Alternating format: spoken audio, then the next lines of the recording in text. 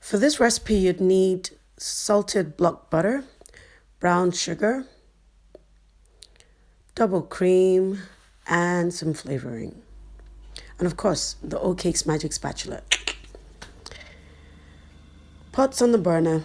When it's nice and hot, then you take your salted block butter and you put it in the pot. I like to cut my butter in pieces, smaller pieces, so it's nice, it's easier to melt. It melts quicker when it's in smaller pieces. So butter's in the pot. You want to break this up if you can, stir it around and let it melt. And you want it to look something like this when you're done. So that's perfect.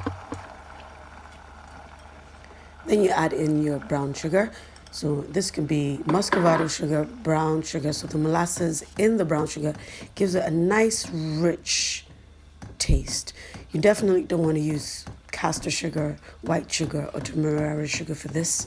Your brown sugar is what you want for this recipe to give it a nice, rich flavor to your sauce. So you stir this, make sure the butter's all melted, and after a few minutes it's gonna start looking like this. At this point you can't stop stirring so your sugar doesn't get burnt. You want it to end up looking kind of like ganache, so your butter and your sugar is well combined. This will take a few minutes. Now that looks perfect. At this point, you want to add in your double cream. Sticky toffee pudding is all about the double cream sauce.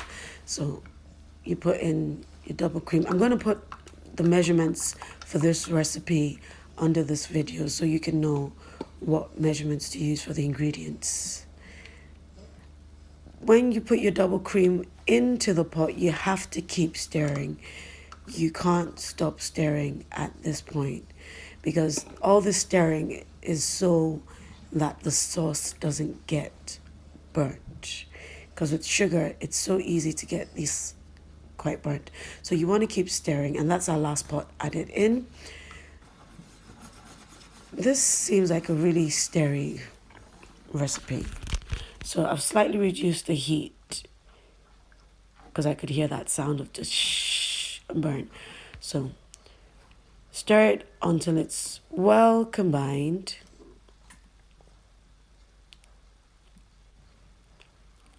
Then you want to add your vanilla to give it a nice, lovely smell. That smells good. Keep stirring.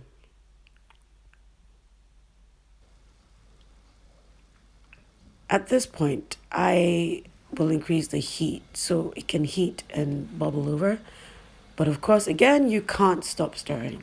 You want to stir it. It's usually quite runny, but can you see the heat bubbling? It's bubbling, so that looks good.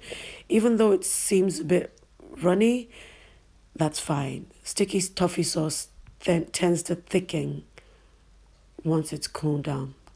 Now that kind of looks good to me. I like that. So that's your sticky toffee sauce all done and dusted. Perfect.